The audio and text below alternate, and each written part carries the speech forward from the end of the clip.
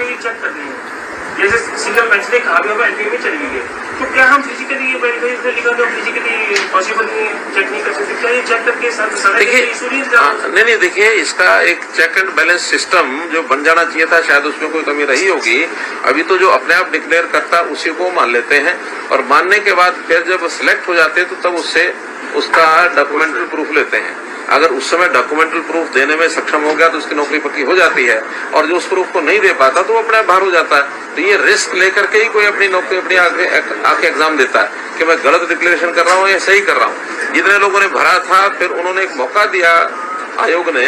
कि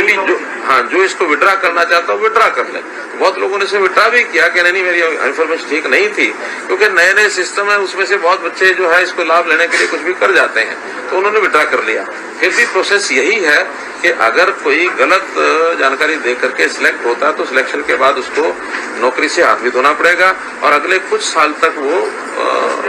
जो 1 लाख लोग ही बचे से उनकी अगर हम फिजिकल वेरिफिकेशन करके पूरा सीटी स्कोर अपडेट हो जाए तो सारी व्यवस्था मैंने बताया ना, आगे तुम कुछ भी कर सकते हैं, लेकिन इस समय इतने बड़े संख्या में सबको दोबारा से फिजिकल वेरिफिकेशन करना शायद पता नहीं आयोग देख सकता है, आयोग कर सकता है, वो आयोग कर सकता है, आयोग की कितनी ताकत है।